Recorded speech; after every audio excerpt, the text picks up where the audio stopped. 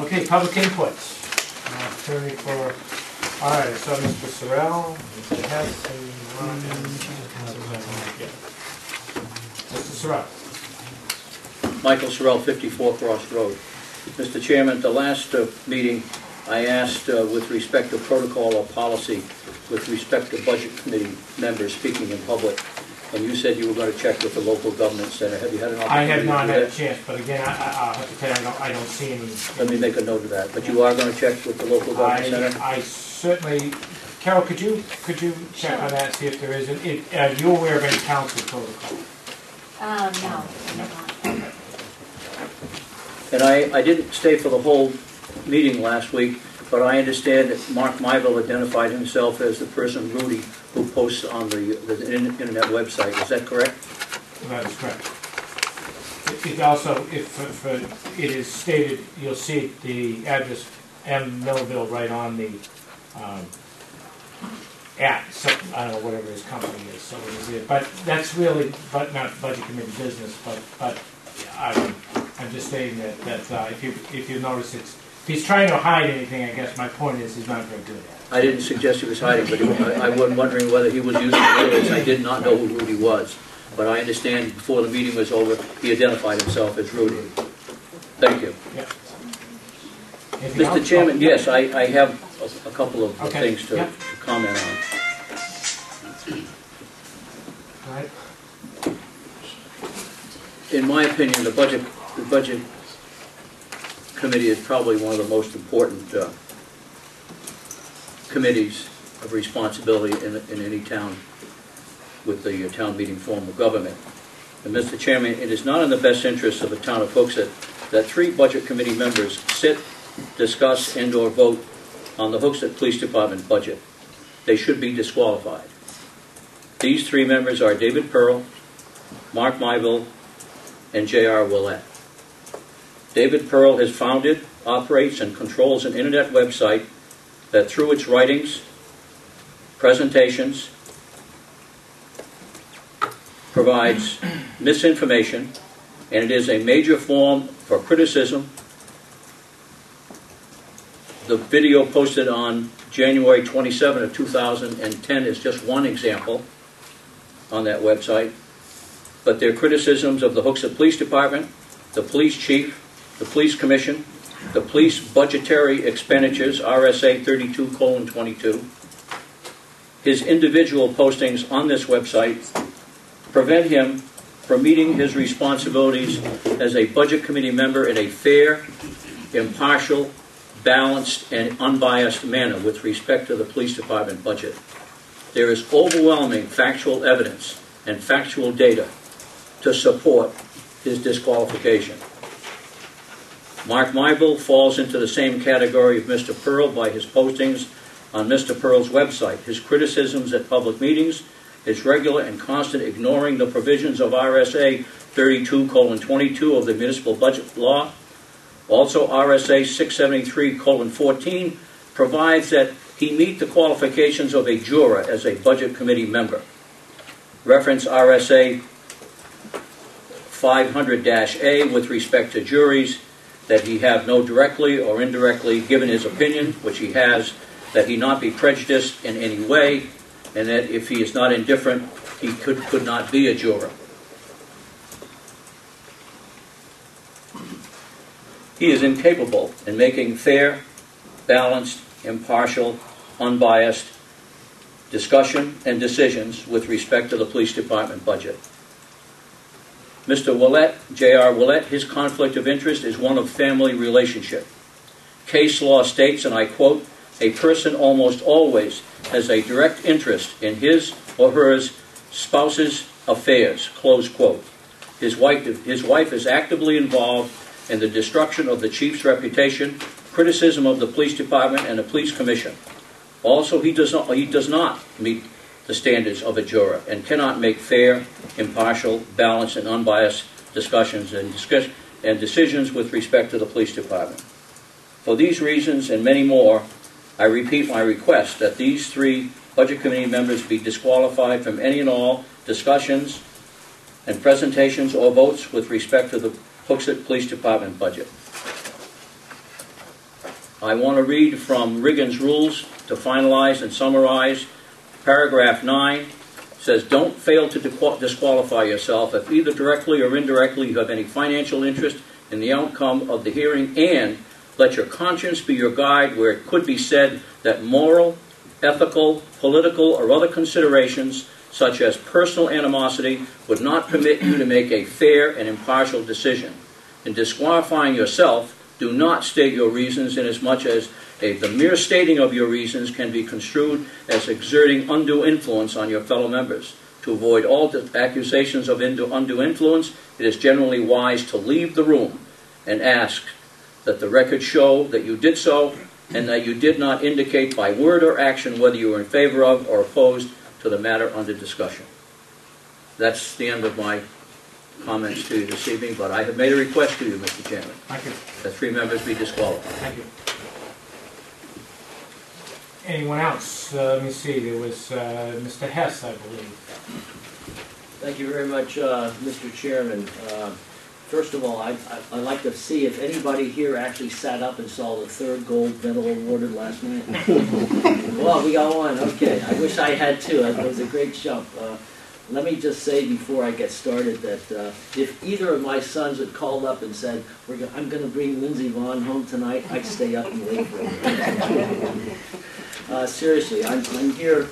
You haven't seen me at any of your meetings probably in 10, 20, 25 years.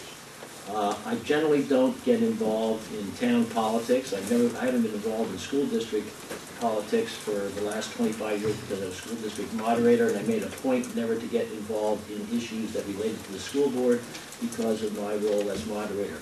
And I have steadfastly tried to not get overly involved in town matters, in part because I felt that my status as a state representative perhaps would result in undue weight being given to my thoughts, disproportionately, unjustified, of course, disproportionate. I am here tonight very concerned about what I read in the Sunday News on Sunday about the police department budget in the context of what I have seen happen in the police department and their expenditures in recent years. I was on this committee for 3 years back in the 70s. I chaired it for 2 years. And by way of introduction, let me say, as chair for 2 years, at the time, David Cawley was the superintendent of the Hooksett School District. And at that time, we had some very serious problems with the Manchester School District about the cost of tuition to Manchester. It was fluctuating wildly, and it was literally an issue. And now, it doesn't sound like a lot of money now, but back then we were talking about $400,000, $500,000, $600,000 could be the spread between what Manchester said they were going to charge us when we were doing these kinds of hearings and what in fact they might have charged us 6 months later. We had an understanding with Mr. Cawley and the school board back when I was chair, and this understanding was this: we'll give you what you ask for because you may need it, on one condition, that you don't spend it on anything else. And if the Manchester School District does not hike the tuition to the level where you have to spend that $400,000 or $500,000, you turn it back to the taxpayers. That deal was honored. In the 3 years that we had it, the school district got the money in their budget. If they needed it, they had it to spend. They never needed it. They turned it back every year. There is something wrong from my observations, and I'm only going by press reports. And since I know Mr. O'Brien, I'm going to assume the reports are overwhelmingly accurate, but there may be some mistakes, and I will certainly defer on that account. There's something wrong when, for the 2 years in a row, the police department somehow finds a ton of money. Now, $43,000 for a van may not sound like a lot of money. It's a lot of money to me. It's twice as much money as I spend to buy my own car. Or some more money that's floating in the budget to put up a granite sign. I forget what the dollar figure was on that amount. That somehow the department is getting so much in excess money that this money is just sloshing around in the budget, that they can spend it on these things which have not come to you for review and approval, have not come to taxpayers for their review and approval. That is just not right. And I'm going to ask you and suggest to you one of two options. The first option is what we did with the school district back in the old days. And they were old days, and I think probably our total budget then was $3.5 million, around what the police department's budget is this year. And that is, if you're going to fund anticipated costs that aren't on the ground, boots on the ground, current costs, get a promise and a commitment from the police commission that that money will not be spent for any other purpose, period. That won't bind them. You can't bind them not to move money between line items. But by God, if they make that promise and they break it to you, they're going to know what the consequences are going to be, and you know what authority and power you will have in the future. Okay? Secondly, you may want to think of a different proposition, and that is to look at the police department needs right now and say, we're going to give you the money that you can spend for boots on the ground right now and not one penny more. And what that means, if I read correctly, we got 23 officers, you fund 23 officers, not one more. You need to pay for police cruisers and gas, you pay for the gas for whatever cruisers you have, not one penny more. I don't know, I saw the rationale or the explanation for purchasing this van in the newspaper. I don't know if it accurately states it or not. But I got to tell you, if it was based on rumors about the Hooksett District Court closing, the chief knows how to call me. He called me on the police commission vote. He knows my home phone number and said, Dave, is this going down? Is it possible? And I would have told him, no, it's not a chance in the world. I was hoping to be here in order to give you a timeline about when these conversations about possible court closings occurred in the context of when this van was purchased. I would like very much to have the information as to when the van was purchased, and I will fill in the timeline for when any discussion about the Hooksett District Court came up. But I rather suspect, off the top of my head, that they are disconnected. And there's not a rational connection between any discussion about the Hooksett Court and when this van was purchased. I don't remember any serious discussion in Concord about the Hooksett District Court ever being closed. I know it came up at one very brief time. I think the police department budget is out of control. Not because you folks aren't trying to do your jobs, but because there's just too much money that's been given to the police department on a whim and a promise. And I would hope that you seriously look at the budget, cut it to the bare bones. There is absolutely no reason why public employees of the town of Hooksett should look to get a 2% increase in pay this year when, as I understand it, they got a 2% in June, and when I don't know how many people in this town are hurting, are delinquent in their property taxes, are without a job that they had 2 years, a year and a half ago. They're not only can't keep up with what they're making, they're not making half of what they were making before the economy tanked. It's your decision. Those are my comments. I will get you the information on the Hooksett District Court. If I get the information about the purchase of the van, we can tie those two together. I'll see that you get that documentation for your next meeting. I think this budget needs a real hard look and a big axe. Thank you. Thank you very much. I think it's Maura and then Mr. O'Malley. Hi, Maura Willett, 3 Summerfair Street. I'm really concerned about recent raises that were given to the command staff of the police department. I spoke to the police commission on Tuesday about this. I spoke at the town council meeting last night about this. And I just wanted to go on record here so that the budget committee was fully aware of these, what I call astronomical raises. Well, I'm certain that many of you are probably already aware of this. I just want to reiterate what's going on here because I am so bothered by this. On July 1st, 2009, all non-union personnel of the police department was given a 2.5% increase, which fell within the range that was overseen by the town council, the budget committee, and ultimately approved by the Hooksett voters. On January 4th, 2010, the police commission held a non-public meeting with Chief Agrapiotis and granted the chief, 2 captains, and 1 lieutenant their second pay raise for this fiscal year, which began their next pay period. The combined totals break down to the following. The chief's increase represented a 9.59% total increase. One captain's increase represented an 11.76% increase. The other captain's increase represented a 12.70% increase, and the lieutenant's increase represented a 10.12% increase. I think now you can see why I'm here and why I attended the other two meetings this week. In these tough economic times, this reckless spending occurred with no consideration to the struggling taxpayer, many of whom are desperately trying to keep food on the table and in some instances trying to keep their homes. This increase was never presented to the town council, the budget committee, and most importantly, the taxpayer was not granted the opportunity to approve or disapprove this. The commission will tell you it's a bottom line budget, and they have the authority to do what they see fit with this budget. While this may be technically accurate, it's not morally acceptable to me. I look in town, teachers took a freeze for next year. No COLAs, no step increases.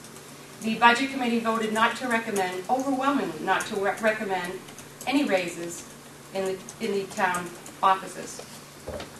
The principals, because the teachers took a freeze, they decided not to take a raise. People are trying to respect what's happening to this economy, and they're trying to look out and all work together. And then you have the Hooksett Police Department, who's just absolutely, I agree with Mr. Hess, out of control. I would certainly be the first one to tell you that given all the turmoil within the Hooksett Police Department and the mass exodus of officers that we are currently experiencing, no raises should be awarded to the command staff. They are currently funded for 28 officers and are presently down to 23 certified officers. The last two that have left were supervisors.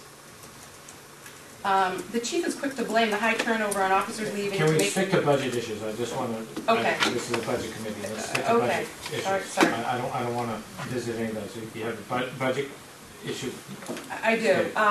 The one last statement I'd like to make is that ironically, while the command staff is getting these astronomical raises, the patrol officers just negotiated their contract, which is a one-year contract for 1.5%.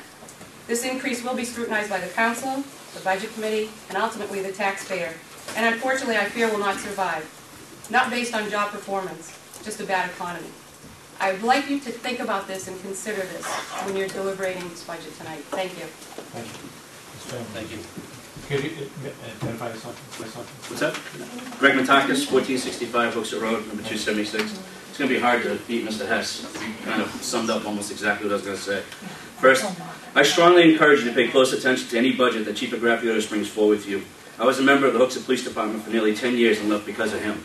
I don't want to make this into personal attacks. Let's Nope. stick it to the budget. I'm well aware of the radical spending that he does at the end of the fiscal year. Chief Agrapiotis is well known for asking for a wish list to purchase items used what money he has left over. As a citizen and taxpayer, I feel that this radical spending must stop. The police commission is not doing the job monitoring him as they're supposed to do. The most recent controversy over the sign and now the transport van is a clear example of how radical spending is. And if I'm not mistaken, Mr. Hess, the transport van was purchased right around June, and I knew back in April of last year that the court was not working. The pay raises for the police chief and the administration should at least be voted on by the Hooksett citizens. I strongly encourage you to remove any money related to their pay raises. The police department has been the center of controversy for several years and continues to be. The turnover rate is at the highest in the state. The police chief wants a raise. Well, let's see why he deserves it. Is there a productive SRO program? No. Is there a K-9 program? No. Is there an association? No. Does he communicate with any other agency to have a good working relationship? Let's No. keep it to budget. These are programs that even the smallest of agencies have. I was told that Chief Agrapiotis compared Hooksett to Goffstown to justify his pay raises. Goffstown has all these things in place and then some. Goffstown welcomes the community into their agency, yet Hooksett is guarded like Fort Knox with the cameras. Chief Agrapiotis does not deserve a raise of any kind, nor does his staff. By virtue of their own job descriptions, they're not even doing their jobs. They're supposed to promote harmony and a positive working environment, which is far from what they have here. Again, please. In closing, Okay. I encourage you to take away the pay raises as well as any excessive legal lines. Allow Chief Agrapiotis to do his job like he's supposed to do, not utilizing the attorneys. That's it. Thank you. Anyone else have any comments? All right. Thank you very much. All right. Let's move on. Can I just make a statement? If anyone, a lot of you read from your statements, if anyone wants to give me a copy of this statement so it will be correctly in the record, I'll accept that. We were reading quite fast, I'm not that good. And, thank you. You wouldn't be able to read my handwriting. It's fine. And I'll attempt to do that. All right, the police budget. We have back with us the chair of the police commission and the police chief. And I think you have some information to bring to us. Yes, good evening. I believe from the budget presentation that we made on the 6th, there were some questions that the committee had with regard to the fleet. Yes. Okay.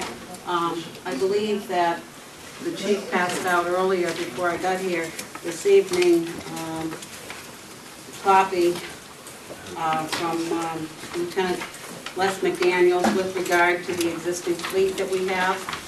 Also included in that document is the mileage for each one of those vehicles. Okay. Let me see, what page is that? So go ahead. The mileage, I believe, is page 4. Okay. Page 4. The pages are not numbered, but it's page 4.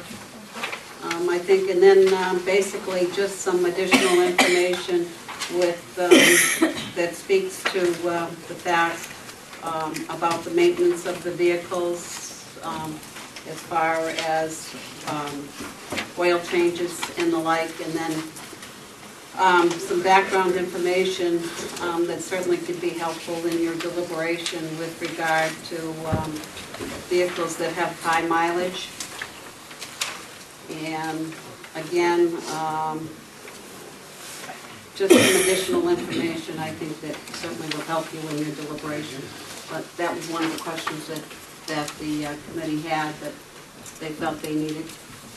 Also in that packet is some information about the cost associated with hiring officers, whether or not it's the advertising, some of the testing that would be required, the cost to hire a new hire without any previous experience, what it would cost to hire someone from another jurisdiction, and then finally the cost that it would be to hire a certified officer from New Hampshire. And then the very last document is what uniform costs, what those are. I think those were some of the questions that you had.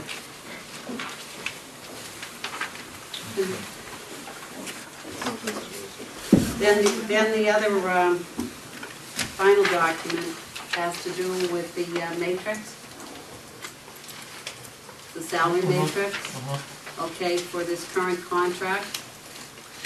And the first page is both patrol officers and detectives. And as you can see in this contract for 2007-2010, over the life of the contract, it was 6, 3, and 3. Then on the subsequent pages, dispatch and what their increases are. There's the trainee, the dispatcher, and the dispatcher 1. The dispatcher 1, I believe, is the supervisor?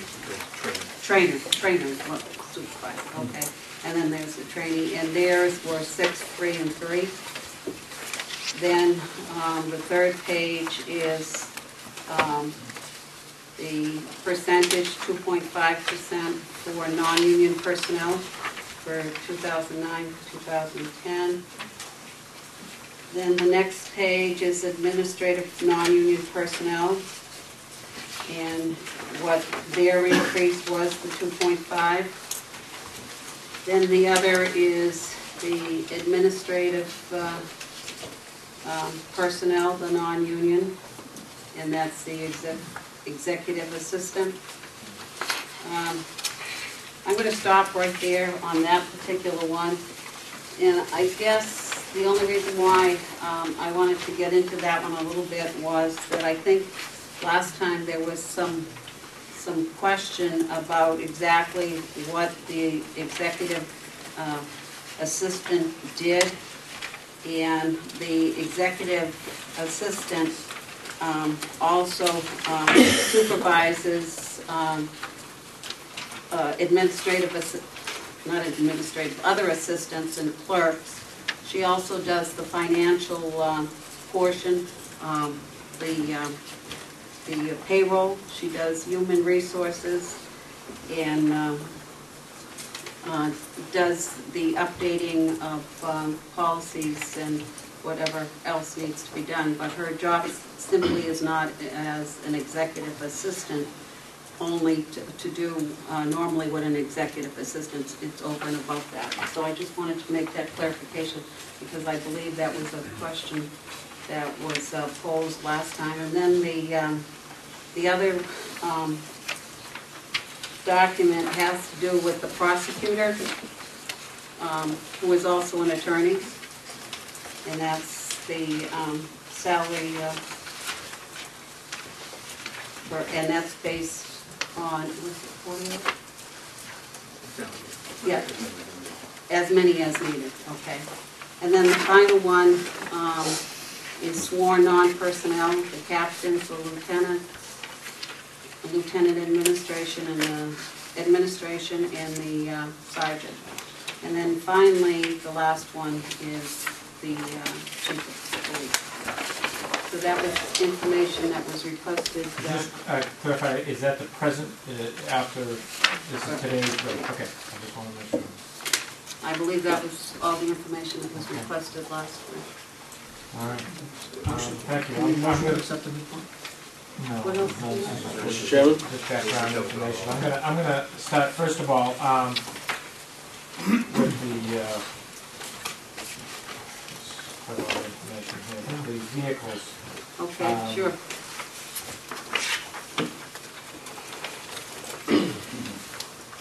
How many vehicles do you need? How many officers do you have out patrolling on a day? What's the maximum number? I'm going to defer some of these if that's okay. Yes, that's fine. 2 to 3 patrol officers plus a sergeant. That would be in the marked cars. During the day shift, Monday through Friday, would be an additional marked vehicle for the lieutenant. And then you have your detectives that are utilizing their own marks as needed. So we're looking at presently 4 marked vehicles that are needed At the minimum, yes. at the minimum. And if you had a detail where a company has paid for a vehicle, you would have a marked vehicle out there for that, for safety.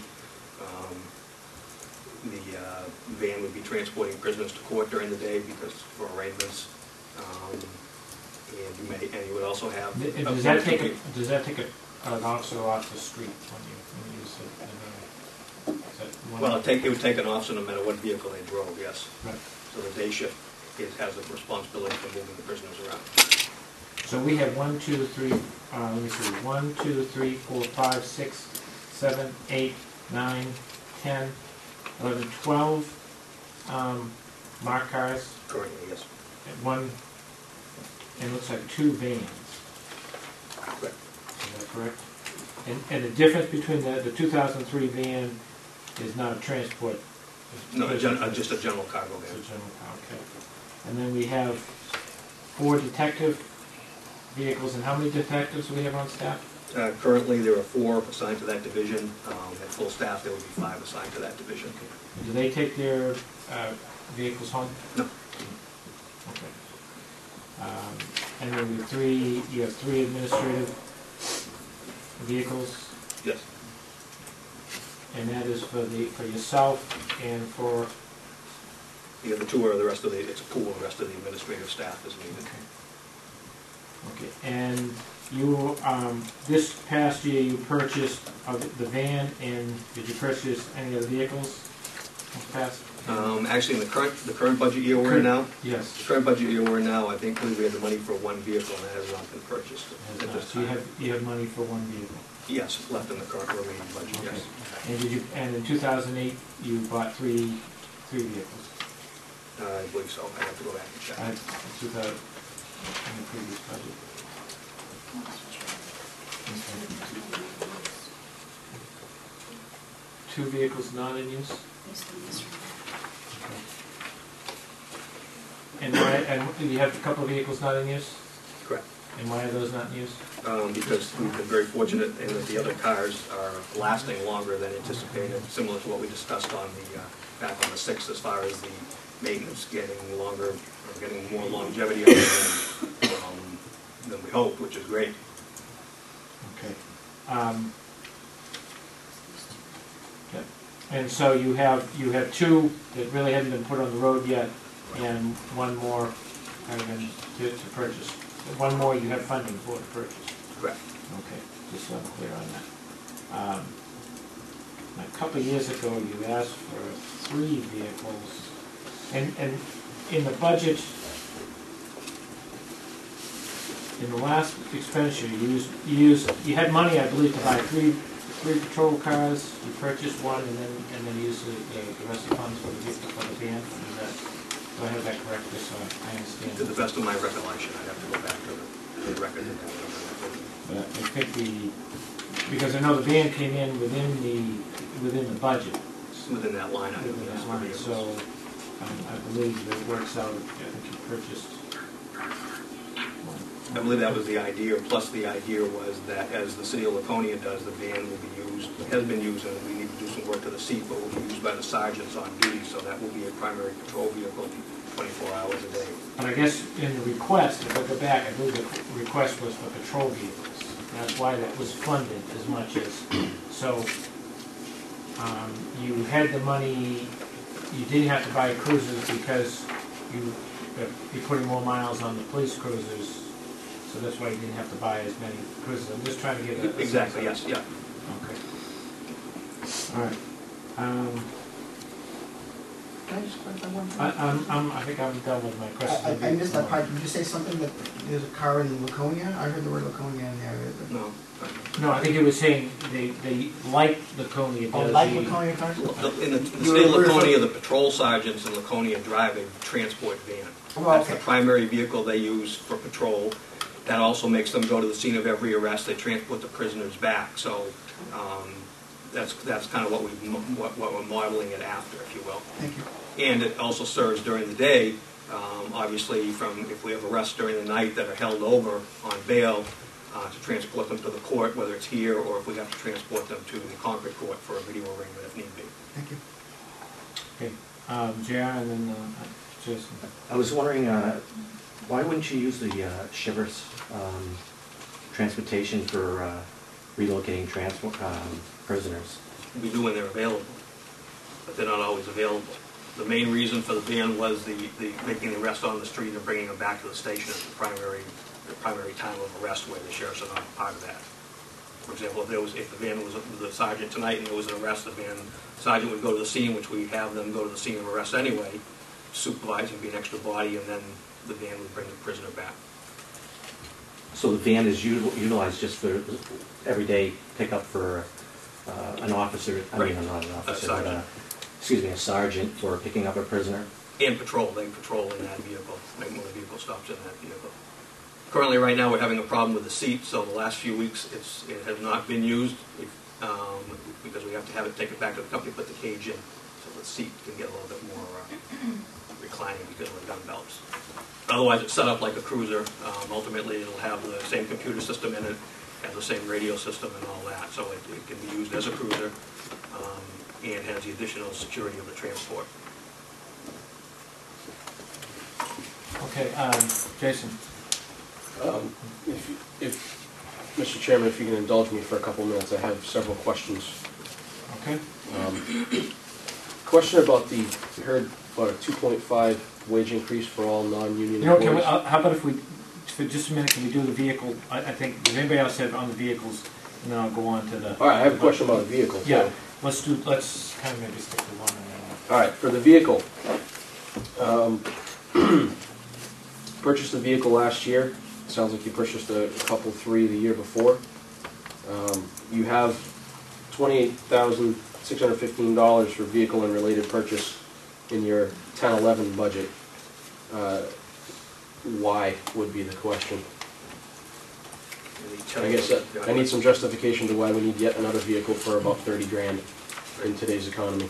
When the budget was put together, I won't speak for the commission, but the commission decided that we would put one through, but I believe the last meeting, the 6th we were at, you weren't there, I did talk about the fact that with the vehicles getting the mileage they're getting because of our maintenance program, that you could easily do away with that in the budget request. But I believe the commission, we wanted to put it in at least to show that our concern, I think, for the long run is we're in good shape right now. We're in very good shape with the vehicles, as you point out.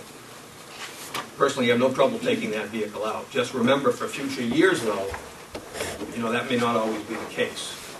And if you remember from past years, it was 3 vehicles one year, 2 the next, when you're on the council, 3, 2, 3, 2, then it was 3, 3, 3, 3.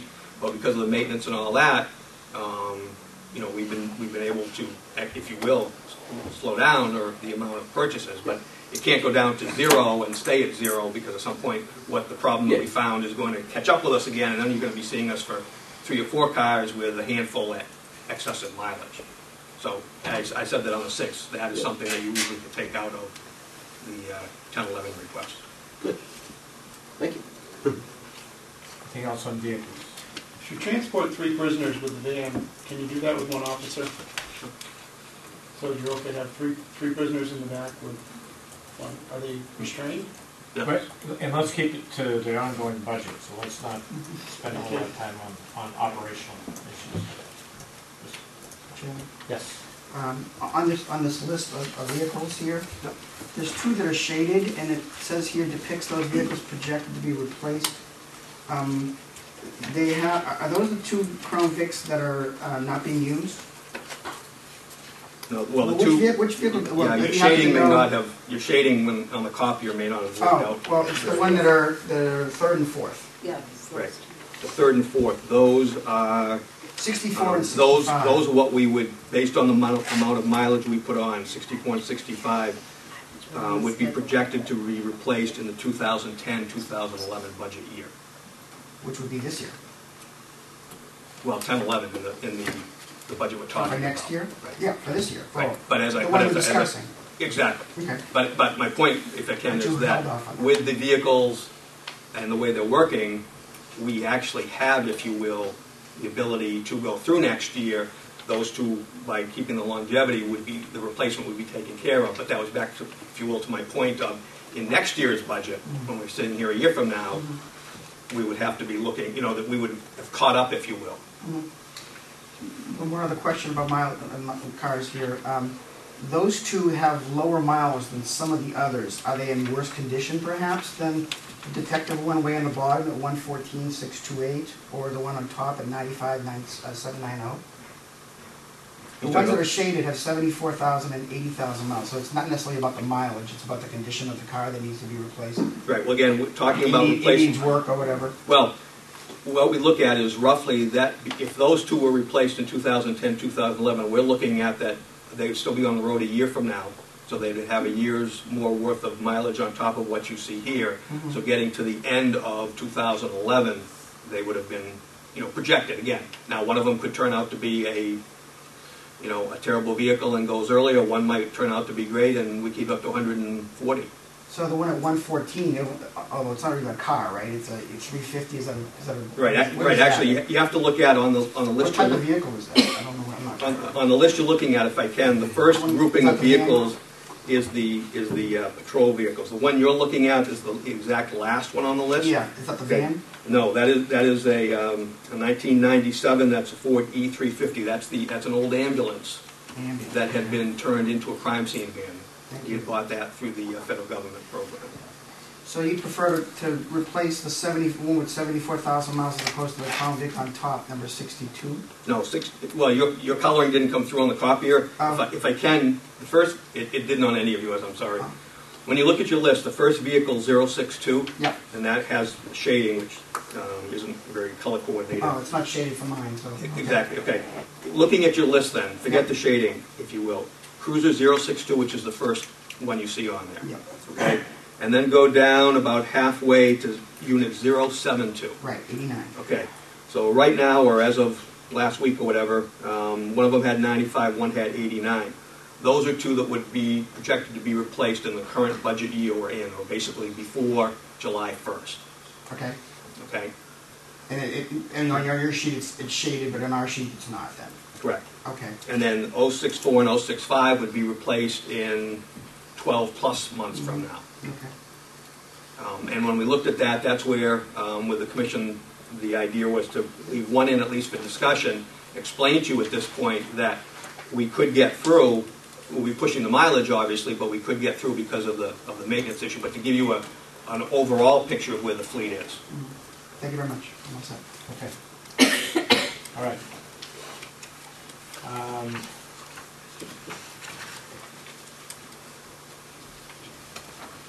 Okay, questions? Does anybody else have any I just have a question. Yes. Those two that you specified were going to be replaced this budget year, the first one and 072, do you have vehicles already that you were going to replace them with, something that's not in use that's going to be taking their place? Or Yes. you looking? Yes. You do? Yes, and again, theoretically what would happen is the two that are ready to go now would replace those in the current budget year. If we had two in the proposed budget, those would replace that 064, 065. Where we cut down to one and where I'm suggesting that we would make do with none, we will extend the life of the two that would have been replaced in this budget year. They would be replaced in next budget year, and then we would just extend that out. So And you're then just pushing those four cars. pushing them forward, and years then forward. right, and then a year from now we'll be sitting talking about where the mileage is. Hopefully, we'll with the maintenance program, we'll continue to get the mileage we've been getting. I mean, we've been very lucky. We have. Once you read the details, you'll see how extensive the maintenance program is, and as long as we can push them longer and extend them out, that's a savings. But that's the plan: is to continue pushing what you see here Thank you. out. Okay. Is a canine vehicle without a dog usable as a cruiser? Yes. Thank you. All right.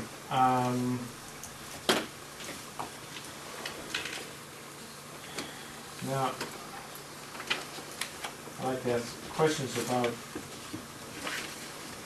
the pay raise. The money for the command staff pay raises came from the wage line. Is that correct? That's correct. That's good. And Actually, can we back up just a bit here? When this budget was prepared, that's when the discussion came up about the salary that some of the command staff was receiving, and that's how we got into that discussion. It all began as to what figure should be placed in the budget for the next coming year, not the discussion that had to do with, this is what we're looking to do right here and now. It's centered around what figures should be included in the budget. okay. So, when you brought your budget forward, did you incorporate in those raises into your proposed budget that you sent to the council? Did you incorporate that money? In other words, what I'm saying is that if you increase their salaries, you've got to account for that with another raise on top of it coming this year. So now it's boosting up the amount you need to fund certainly their positions. So was that accounted for in the budget? The proposal had a 2% wage pool, which did account for, yes. The Well, answer I'm saying yes. is you're starting at a different point. You had your present salaries, and you're Right. saying, okay, we want a budget that includes a 2% raise in the wage pool, okay, based upon the present salaries. So, but now you've increased those salaries by an average of close to 10%. So it's no longer that same amount of money. It's a Well, they're two 2% is a different, greater. they're two different areas. If I can, it's actually backwards from what you said. When the budget was put together, the new salaries, if you will, the adjusted salaries were what was put into the lines. Okay, Then the 2% wage pool, we just figured 2% on top of that. on all the people that would be part of that wage pool to get that pool. Right. There's never any guarantee, and we do it on merit, so there never is that anybody's going to get any amount from that pool. But this proposed budget takes into account the increases that Correct, were- yes, that were- correct. And then still funds out a total of 27 positions? Correct. Okay, which is one less than was funded That's in correct, the budget last year. that's correct. That's correct. That's what I read here, I went back to read, because I wasn't quite Okay. sure, I went back to Okay. read the prior, And that budget was passed that's correct. by a vote of the people, right? So that's the new number that was approved by the voters, not 29. 28 was approved by the voters, because that's the amount of money that was in last year's That's budget. correct, So that's correct. going forward, let's That not talk about... 29 does not exist anymore. Anymore, right. It existed that the voters did give them approval to have 29, but the funding is not there, so they only have funding for 28. That's correct. So and they approved it, so the number 29 goes away. Let's It went away the minute that the warrant article, Well, after the that year. minute the funding, and plus monies, I think there was minutes of previous meetings where you decisions were made how to spend that total wage policy, and I think one was, I'd rather have the equipment, rather, or something like that, rather than the staff, or something like that. So decisions were made, and that's okay.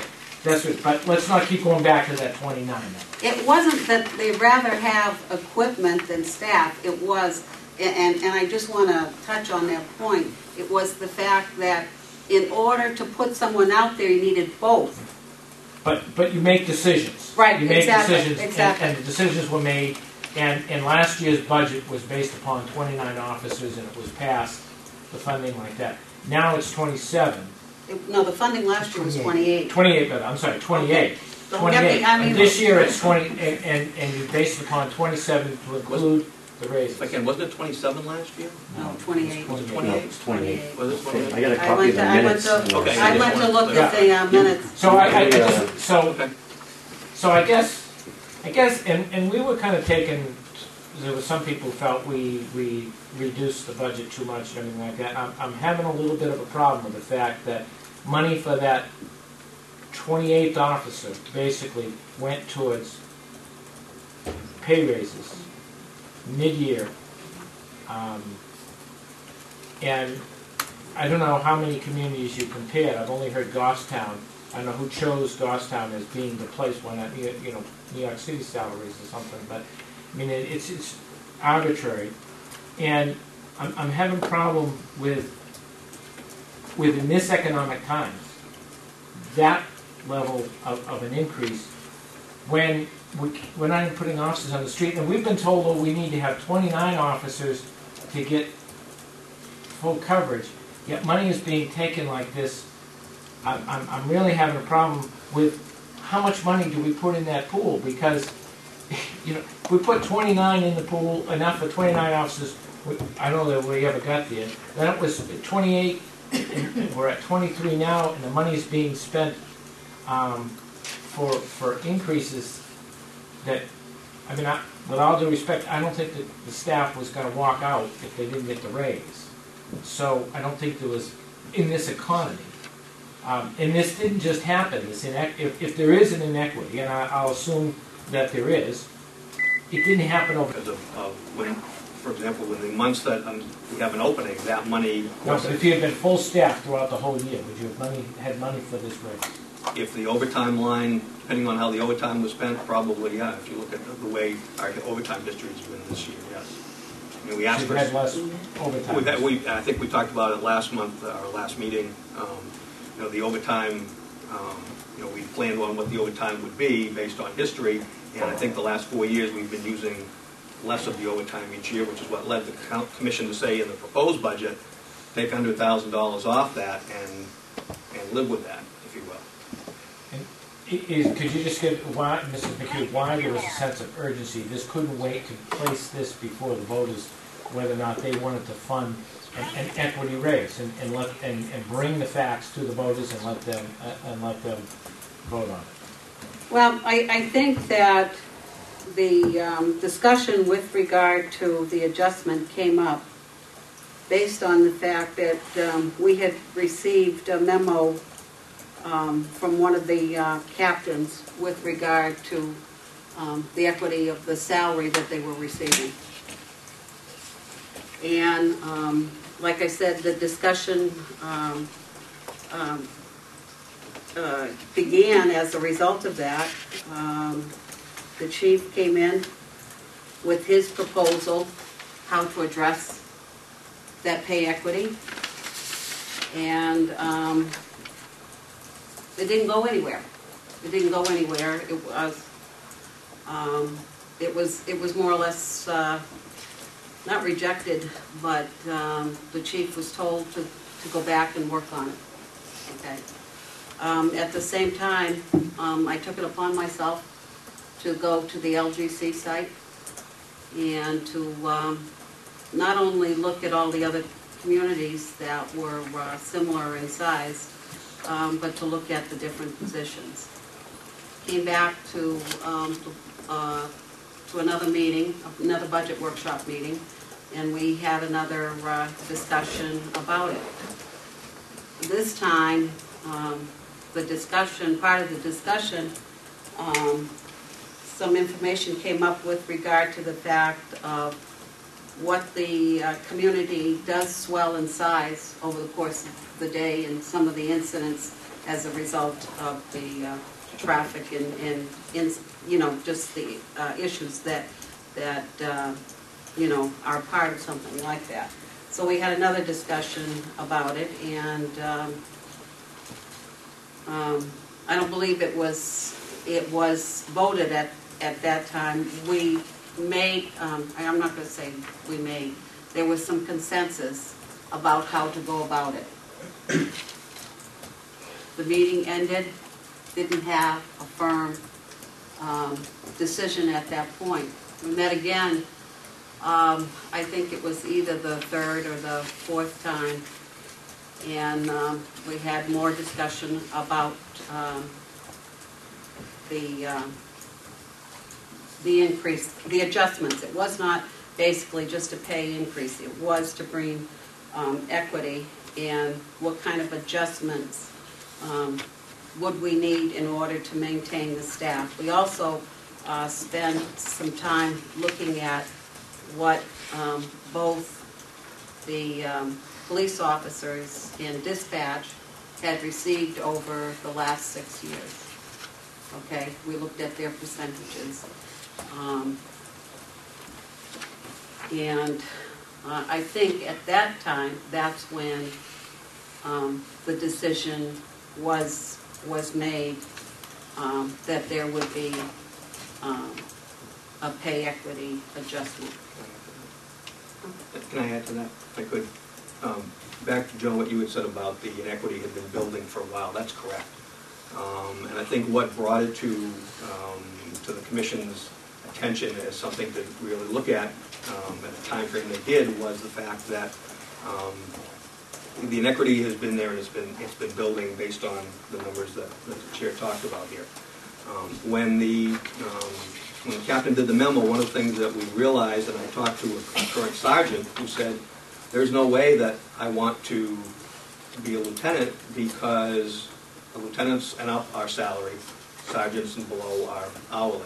That with the pay, the pay that the sergeants get, plus that they get paid for working holidays, their overtime, their court time, and their training time, all stuff that the lieutenant wouldn't get, that given the pay that our sergeants were getting, that to go from a sergeant to a lieutenant as a promotion and asking somebody to take on that extra responsibility, it would basically be taking a take-home pay cut of $8,000 to $10,000.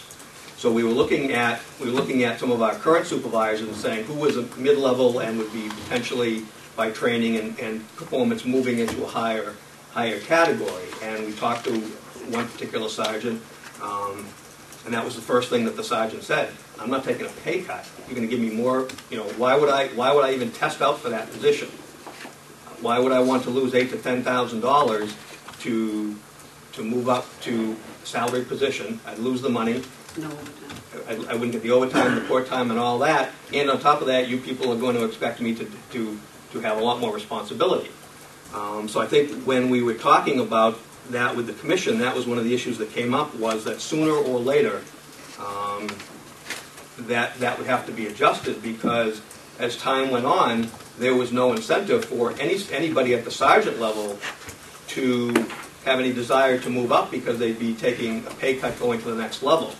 And that in fact our captains were making about, give or take, around the same, or in some cases less, than our sergeants were making, because of the overtime that they were available to get, have the opportunity to get. And I think that's what drove the issue of taking care of this. One last part of it, if you will, is the message to the younger officers. You're a patrol officer. You come to Hooksett and you look and say, okay, I can move at some point. If I do the job I'm supposed to do, I can move to a sergeant. But I have no longevity after that, because I'm going to take a pay cut. So I'm already stuck at that level. So why would I want to move forward? Other agencies you go to, and as you move up, your salary takes into account the extra level and the extra responsibilities. So I think that seeing what the discrepancy was that had built up, and looking at the pays, and then the research that was done, pointed out how far the equity had become disjointed, if you will. Mr. Chairman? And I, once again, I'll let you go. I appreciate that, but I got to tell you, to do that big of an increase, to do it mid-year, in the midst of this economy, when other people are taking no raises, I mean, is just, I'm flabbergasted by it. I mean, like I said, this didn't happen overnight, so this built up. I mean, last year we added money in for the library staff to finish something that had been promised to them a couple of years back. And there were citizens last year who were upset about that. But we brought it to the voters. We let them decide, and they did decide, and they decided to go forward with that and to meet that unkept promise. But this is just in the middle of the year, for no, like I said, this just didn't happen immediately. This has happened over time. And to do it at this time, in this economy, without giving the voters a chance and bringing it right up front. And again, and I don't want to get into issues, but with all of the issues that have been discussed in public regarding the police department, it's just one more thing. And my God, didn't you think this would raise a havoc? I don't know how else. Didn't you think people would be up and at it? Okay, I'm done. And who spoke up earlier? A couple questions regarding the wages, and I'll address what was just mentioned about bringing these command staff to equity, as it were, first. Because I did some quick math based on your own numbers. If I go to the top salary range, top hourly wage of the command staff, whether it's a lieutenant, a sergeant, whatever it is, let's start with the lieutenant, who I have listed here as $73,000. At 2,000 hours a year, at the top end of that range, a lieutenant should be at roughly $72,000. He is now at $73,000. For one captain, it's approximately $84,000 at 2,000 hours a year, which is average working for every industry you work in, right? 2020. Well, 28. close enough. I'm including 2 weeks of vacation, which you know they take, that they get paid for anyway. My point is they work about 2,000 hours a year. So 84,000 is about on point for a top end, top out, top rate, most amount of experience. So I'm going worst case scenario here. I don't even know how many years these people work. Second captain's at 88, which is about 4,000 over the top end according to these numbers.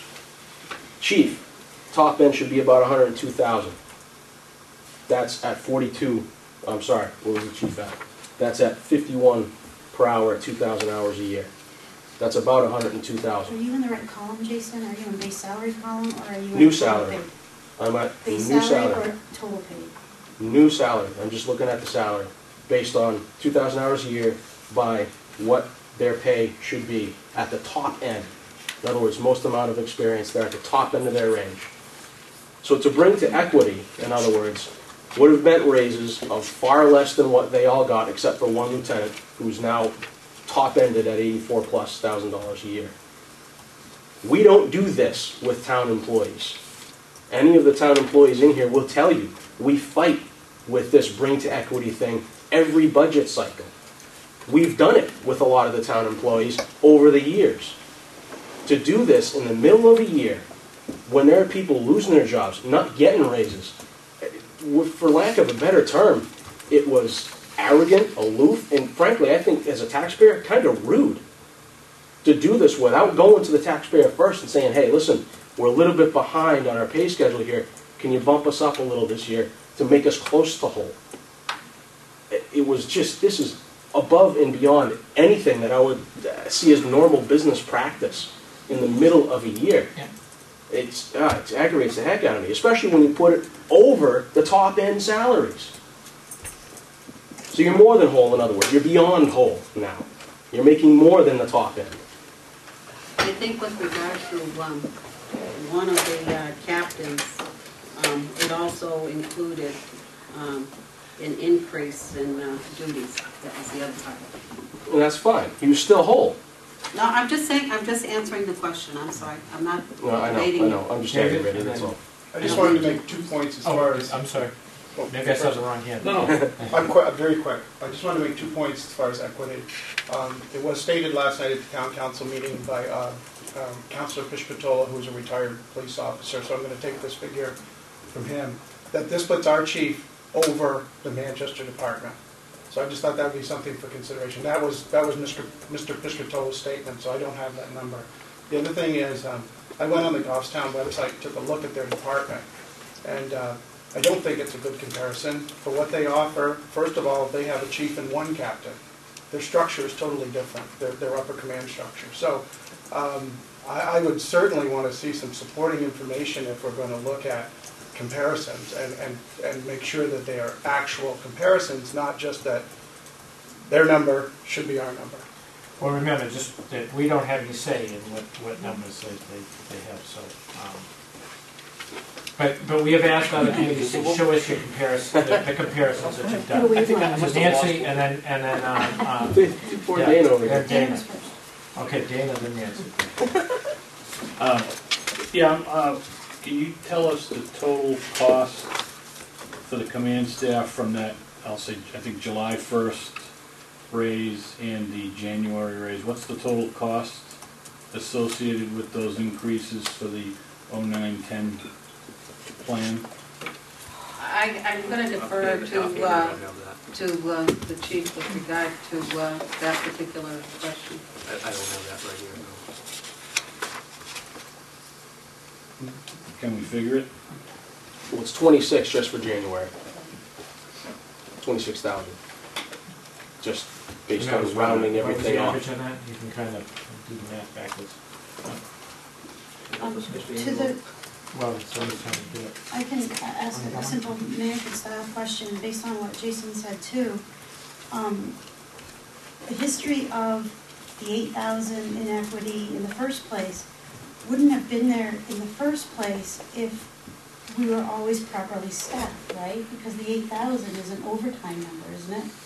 For the That he was sergeants? kind of saying he was going to lose out on if he went to a management level position. I mean, that Even- 8,000 was mentioned as Right, the number. but not at fully staffed, because what you have to remember is even if we had 29 positions and we had the full funding for that, for 29 positions, all the cars, everything, the sergeants are still going to, because they're hourly employees, get paid time and a half for, they're getting double time and a half when they work a holiday, they're getting paid, I think it's time and a half when they're working on a holiday, if they were already on. They get the court time, they get the filling in for when somebody's gone on vacation. So to keep, we don't run a minimum staffing. If you ran a minimum staffing, even with that level. So meet me halfway. If we were, because with each person hired, at regular hourly pay, correct? It would lower our income, our overtime line a little bit. A little bit, but not 10%, 5%, 2%? could be 10%. And also, the hard thing, maybe the hard thing to remember though is when you bring that new person on, that person is now going to be eligible for overtime. They're going to go to the calls. They have to go to court. So where I'm going so you with bring this- that new person on, and while you may have dropped the overtime to some extent on the rest of the body, if you will, you've now got another body over here who's getting pay, benefits, and overtime. Okay, so even if you went 10% per new officer hired to lower your overtime line, because that's the line I'm concerned of overall, I'm thinking that we could lower it per officer hired by about 10%, give or take, the overtime line. The overtime, the current In overtime. the current overtime line. So for instance, if you hired one officer, because you had said you were looking to fill 4 positions, that would lower the overtime line by $13,448 times, 4 officers, that's $53,700. Even if you met me halfway on that, and you took $25,000 out of your overtime line, you're still good. Because if all goes well, and you hire the officers you need, it looks to me like that's a fluff of about $25,000. And the one thing to remember too there, and you are correct, is that I think as I said on the 6th, I mean the years we had the floods, our overtime line had enough in there to meet that. So a lot of when we put that overtime pool together, we look at past year's history, but we also are like any other department. But you're not going to hire at the top end of the pay scale either, these 4 guys. So what Jason was saying is most of those guys are on the top end of the pay scale, and you come in, lower number, there's your money right there to pay your emergency funding. And there's plenty of money there. I mean, it looks to me like if you were 29 or even 30% spent at half year, there's 20% right there too. I mean, it's and that there's is room. that There's right. room. And Right. Exactly. Good for you. You have room to work. Most people don't. But there you go. Thank you. No, you're correct. Thank you. Correct. Thank you, Mr. Chairman. I've got a couple of observations based on the discussion that was made here. First, the response, I would like everybody in this room to call me Rudy, if you like. I'm happy to be called Rudy. It's flattering to me. It is my nickname. It is not an alias. I want to note here that one of the lieutenants was not given an equity raise. There's 2 lieutenants. Only one was given an equity raise. If you could perhaps speak to that. Yes. Okay, speak to that now. Go ahead. That lieutenant is an administrative lieutenant. Okay. And while he has many administrative duties, he's the one that gets all our grants and does stuff like that. He currently does not supervise anybody. Okay. Okay, so if you will, he's being paid for his 20-something, 26 years experience and his mental abilities to get the grants we've received and all the other work he does, but he's not actually supervising people. So when the commission talked about that, the thought was that the people that are supervising people, because of the different dynamics there, and the fact that you're talking about supervising on the road where you could have all kinds of different things happening, that the supervisors on the road deserve the equity compared to the sergeants, because the patrol sergeant, the patrol sergeants were making more than the patrol lieutenant, but that the admin lieutenant didn't have those same duties, had many other duties, but not those duties, and that's why that position was not adjusted.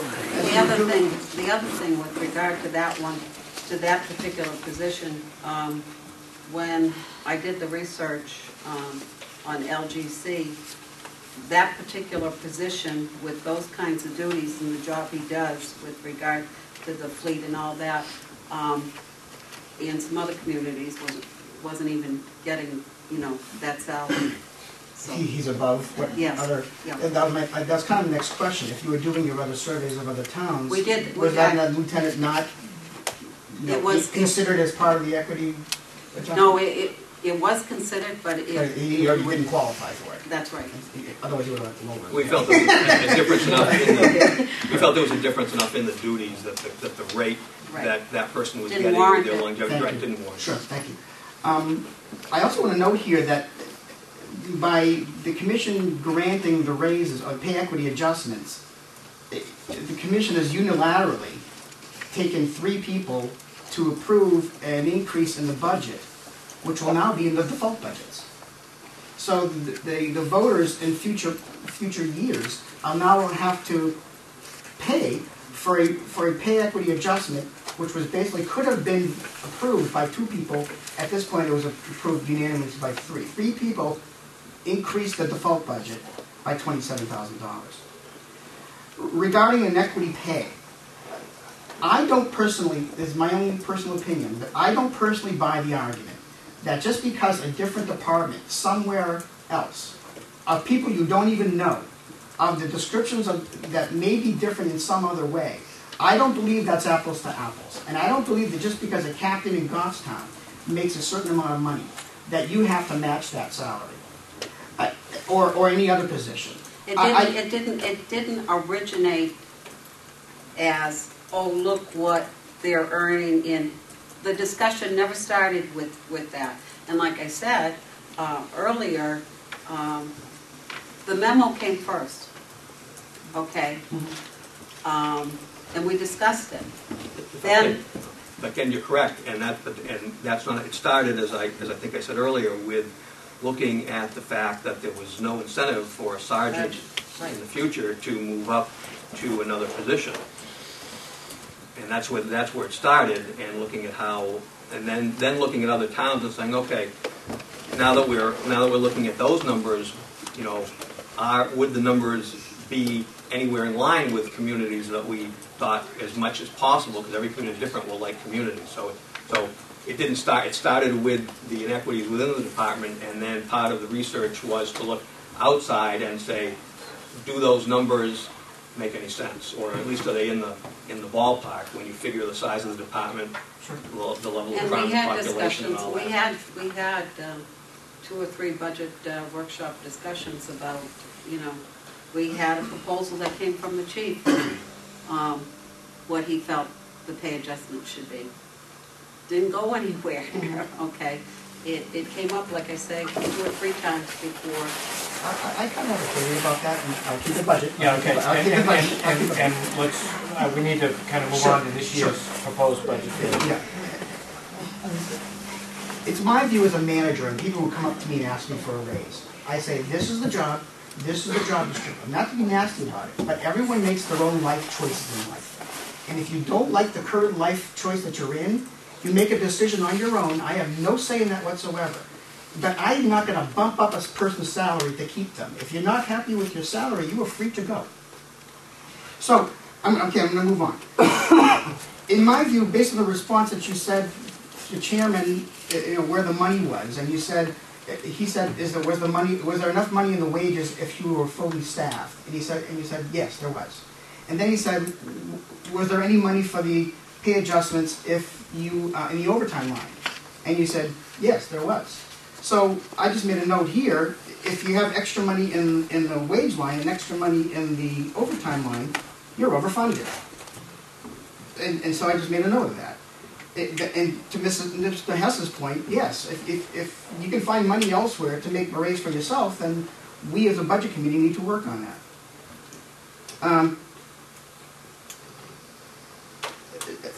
Okay, that wouldn't be on the budget, so I won't say on that. The other, to address Jason's point here about being top end for some of the positions here, now you have other departments in other towns now looking at the Hooksett department. Now going to want to match these positions. So it's an ongoing rat race here. It's a mouse in a wheel, in a wheel, where everyone wants to match somebody else's raises, where at one point it has to say, enough. If I can, you're correct, but I can tell you that back in the early 80s, when I first came to this department, that was for better or worse, that was the feeling of the commission back then, in the early 80s, because we were losing officers at different levels to Manchester and to other agencies that were making more. So you're correct, it is that. The officers we attract from other departments are coming from smaller departments that don't make what we make. So it is. And I'll just comment that in the town of Hooksett has done equity adjustments in other areas and schools in the town side. Sure. As I noted, we put it in the library last year. So the concept is not unique to this department. I don't agree with it. I'm not just picking on these people. Right, as a whole, I don't agree with the concept. Okay. Can I make one more question? And it's budget related. Okay. I guess, and this is one of my big questions here. I would like to know, it's my understanding, having asked this question of Christine 4 or 5 times, that, and per the advice of our chairman here many times as well, as our mentor here, it's my understanding that every single item in the budget needs to have a purpose, needs to have an appropriated line. And so what I wanted to know was, you're saying it's in the wage line, but it would seem to me, and maybe Christine could, Mr. Chairman, if we ask Christine, or if you could advise. Wages, there's a wage line, so they can do it. There would not need to be an equity pay adjustment line? No, wage line is, no. Thank you. I'm all set. I have more questions regarding that. Specific to the budget? I mean, Yeah, okay. How much in this, okay, a couple questions. One, I heard mention a 2% increase to all non-union employees in the department. In the proposed budget, Did I hear that correctly? that's a wage pool that was put into the proposed budget. That doesn't mean that they would get it, because it's merit-based. Okay. So that's the wage pool, and that's voted on in a warrant article. No, No. that's in the No, wage that's line. in your wage line. Right, Okay. If I can, to clarify, when we put this budget together, at the time, obviously, we put it together, October, November, and December. I believe at that time, the council hadn't decided yet what, if any, amount would be in a warrant article for the non-union, the town's non-union. Ours, that warrant article that we've all seen over the years does not include the police non-union. So what we usually try to do is we try to find out from the town through the administrator or through the council what might be their goal. And 2% was the number that we had been told was roughly where the council may be heading at the budget time. And that was the end of last year. Okay, now was it 2% or 2.5%? I thought it was it 2, Carol? It was 2%. It's I think it was 2%. Last year was Right. 2.5. We discussed between 2 and 2.5, but I think it This was year, 2. what was proposed non-union. is 2. So, Okay. right, so if I can, when we put it together, not knowing what the council would ultimately do, if anything, that would be in the warrant article for there, we use the 2% into ours. And obviously, that's something that every year, obviously, is a good point for discussion, because if the council comes in and said 1, or the council came in and said 0, or the council came in and said something else, we would then look back and trying to keep, department to department, some equity there. But that's why that number went in as planning number. Okay, so out of the approximately $34,000 increase year over year from the current year to proposed, how much of that $34,000 is that 2% for the non-union employees, and how much of it goes to keep the command staff salary at the newly increased level? I'm not understanding the question. Is there enough yeah. money in that $34,000? Because I don't In the think there proposed is. budget? Is there enough money in that $34,000 increase year over year from 9-10 budget to 10-11 requested to cover the 2% increase for the non-union employees in the police department and the $26,000 that we increased, or the police commission Yes, when the increased, final budget, the final budget that we submitted to the council, which is the wage line is $2,294,952, approximately $34,000 higher than this year's current budget. I'm not sure you have it right. Yeah. So the This one right 26, here. 27,000 You just rounded ish, it off. that's all. going to the command Just staff. rounded it off. There is, when the budget was put together, there is enough, the budget that was brought to the council, there was enough money in there for the what the wage adjustments cost, if you will, and 2% pool, not knowing what the council would be doing, and 27 officers in the total. And 27 officers. Yeah. Okay. So you budgeted for 27. I would just make one more comment real quickly. And this is for the benefit of the budget committee. The argument that we need to raise a lieutenant's salary to give an incentive to a sergeant to move up is fallacy. It does not happen in the private sector, ever. When I took a management But this is, position... again, that's the decision of the police commission. But it has to do with the budget, because they're asking us to increase the rate of pay of a lieutenant to incentivize a sergeant to step into management. That's not how it works. When you make that decision, you make a lifestyle change. You get other perks going into management. It is a goal, a stepping stone to get to, say, a chief. You have to start somewhere. When I step into management, I went away from hourly wages. I got guys working under me who make more than me because they can work overtime and on holidays, etc. That's how it works. You make a decision that I'm going to make that sacrifice at the beginning to get somewhere in the long run. So to make that argument to me, to increase the salary that much, to incentivize somebody to make a management step, it aggravates the heck out of me. I'm not sure if you guys can answer this question or if it's going to go over that way, but the question is health insurance. On the health insurance town share side, you know, the 17,687 for most of the upper level and probably 15 or 16,000, 7,004. Did you guys take into consideration the value of the health insurance increase? And if you know the number, like, do you know what it is? Because that's also a benefit. And that's an increase in benefit. And I know we say 2%, but all around the whole figure is much higher than 2% if you add in all these clothing allowances and all these other benefits that go with that position. So my question to you is, what is the increased value of the insurance, the health insurance, from last year to this year? Policy, you know, the same policy obviously would be offered, and how much of, looks like the premium is very highly paid by the town, like 90%. That looks like 90% to me is paid by the I believe it's the same as for all the employees. The police staff gets the same insurance plan as the rest of the town. Right. Right, and it was increased. Everybody gets the same in the union as well. So 20% of, would you say, of not of the salary, but of the how does that work? The share? It's like of 17,687, let's just say for lieutenant, whatever, one of these guys. Lieutenant. Captain, or just pick a captain, 17,687. From last year to this year, what is the difference in the increase? You said 20%. 20% of what? it was 20.4% over last year's total cost. Okay, so total cost last year was something, and 17,687 is this year. Yeah. Yeah, I don't have. So it's 80% of that. Okay, that's how you figure that out. Okay, you know me and I know. Times 80%.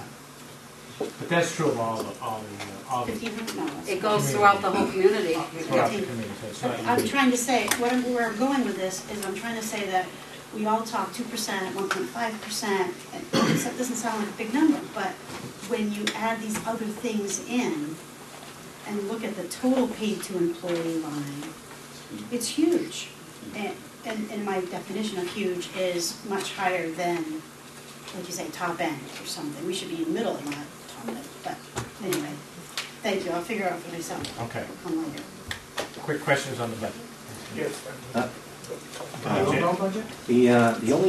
The only information I've seen about the pay equity raises was from a non-public meeting of January 4th. And there was no other mention about it, whether evaluations were done or anything about this equity raise and how it was going to be performed or anything. I was wondering, was there any evaluations performed on this raise? I'm gonna defer that to the chief. If I can, evaluations are done yearly on any employee's anniversary. One of the questions the commission had was, if you're going to make the equity, or if they were going to make the equity, were all the employees that may be affected by that working at the level they should be? And the answer is yes, based on the past evaluations that they had received in the prior 6 months to a year. There were not new evaluations done at the time prior to this being done. Everybody stayed on their calendar schedule. Well, who would perform your evaluation then? Commission. Wait a minute, because I don't want to get into, but with the decisions on this were made based upon information about the positions, not about the individuals, because that's, if it's about the individuals, that's a merit raise. If it's an equity raise, it's about the positions. That's how I think most people would define it. So if you're gonna, if it's made on the basis of how the person was performing, that's merit. So that, now we're talking about a large merit raise. So it's either an equity raise based upon the job required. It was an equity, but the commission did ask the general question, what was the general status of the people at the last evaluation they had? But Ms. McHugh, you made, the police commission made the decision on the raises, on the actual dollar figures, on the raises. On the equity. On the equity. So so I guess the question goes to you, were these merit raises or equity raises? They were equity raises. Okay, thank you. I have a question, you just reminded me. Okay. Okay, so as an equity raise, oh, sorry, as an equity raise, are you raising the position or are you raising the person who holds that position an increase? So in other words, if a captain left or whoever got a raise at this particular time left the department, does that new captain receive the salary of that equity raise to who's replacing that person? Or are you starting a new salary rate for that new captain? They would start at the salary rate, not the exact salary rate. They would start based on the scales you see in here. So depending on their longevity, they would start wherever appropriate based on their experience and whatever. So that the general pay scale, take a lieutenant, the general pay scale for the lieutenants was changed with the equity. Okay. So now somebody now moves into a lieutenant's position. Whether if they weren't a lieutenant before, they would start at the lowest of what's in the current that you see in that scale. If they came maybe from an outside agency and had, because we have a lateral program, if they came from an outside agency and in the review of their files and experience and training, the three-step level we have in our lateral program, it was determined that they should be at, say, step B or grade B there. They would come in at that level. But the person coming in has no bearing on the person going out. They're all on the scale, if you will. So you've approved equity pay adjustments by range or scale? Yes, and that's what you see. Thank you. That's what you see here. What do I over here, David? David, did you ever get to ask, you got your question? I'm all set. Regarding the equity raise, I think Mrs. McHugh gave us a good history of how this was heard at different meetings, but I have yet to hear anybody speak about the urgency of in implementing it now in mid-season. And I just wondered if if you have anything to speak to that.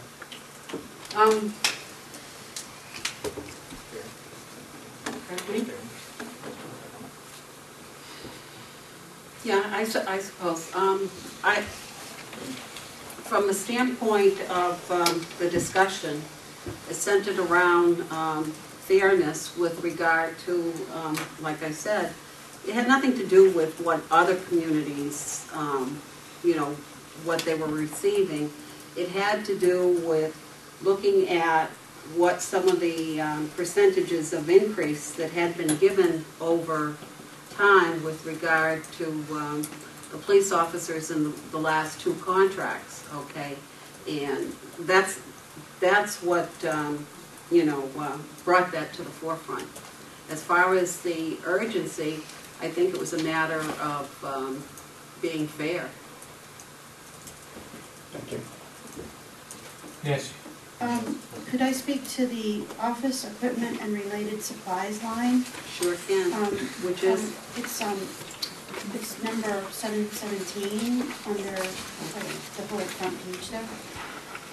Office equipment and related supplies. It looks to me like there has been a major increase in 0809, but then current year appropriated is only 24.9, and then department request is 27.6. My question is, at what percent is spent at this point in time?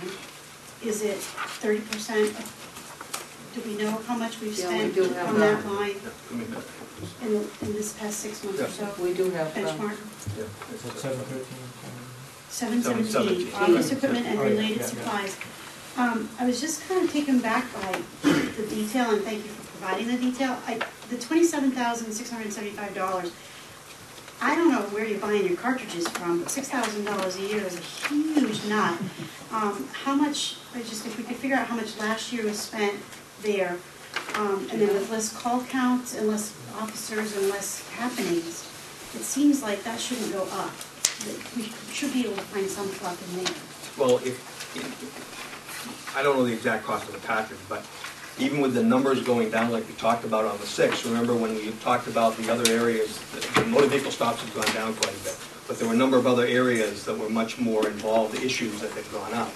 That generates a lot more paperwork than a motor vehicle stop. So from that point of view, if you look, even though the numbers, that total activity number was down, and when you see though where it's down in motor vehicle stops, where motor vehicle stop generally is either a warning or a summons, so, or a ticket. So you either have very little paperwork, you either have basically none or very little.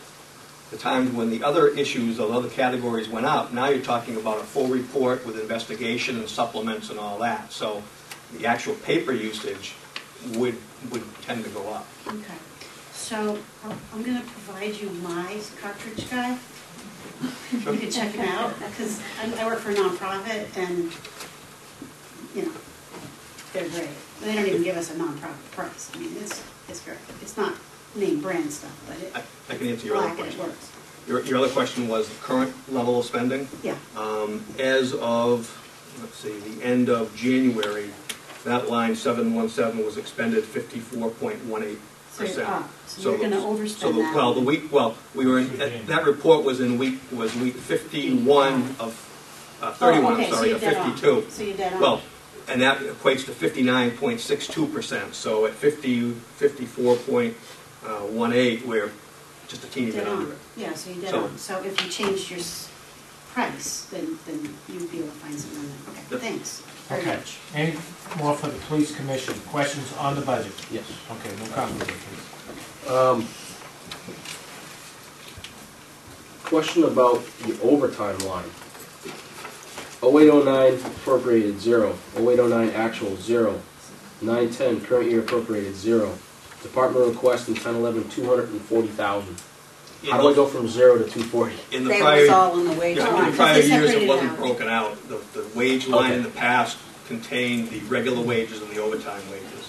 So we've started breaking it out now to be in line with the other town departments. So because we would have to come before you as we have in past years and say, here's our wage line, and then explain X number of dollars as overtime. So we thought it would be better to, as everybody else is moving to that. And just to clarify, that's overtime, expected overtime for officers to go to court and things like that, or Go to court, investigations at night. investigations, cover for somebody who's on vacation, the town programs, the parades, stuff like that. It's not overtime because you're understaffed, people, that's coming out of the regular wage line.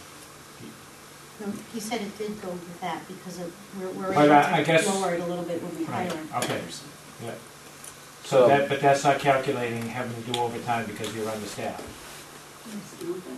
Yeah, some of it would be, I think. Some of it would be. So wait a minute, you've got money in the line for the regular staff, if you're full staff, but now you're gonna have extra money if you're understaffed. If somebody, I'm not sure I can answer without looking at the numbers, but the best way I can think of it, if somebody works an overtime shift because whether we're understaffed or they're covering for somebody who's gone on vacation, that if it's overtime because they get paid after 40 hours, that would come out of the overtime line. So generally, yes, people aren't working less than the 40, so when they have to cover for anything, whether it's themselves going to court, they get paid for Old Home Day, staying, like during a snowstorm when extra people are out there, because the contract right now says they get paid time and a half after 40. It's if for whatever reason they physically have to be on duty, it's coming out of that overtime. Okay. J.R., you had? Yeah, since we're on the overtime line, I just wanted to talk a little bit about that. I received some information from the town through right-to-know requests in order for us to determine the amount of funds that were actually expended for overtime expense for the 2008-2009 budget cycle. The amount of overtime expended for administration and dispatch was $20,818.86. The amount the chief requested was $74,996.25. I also looked at the amount of overtime expended for the police officers, which was $122,054.14. The amount that was budgeted was $165,840.75. So the total amount that was expended for overtime for a 2008-2009 budget cycle was $142,873. And what is budgeted right now is $240,837.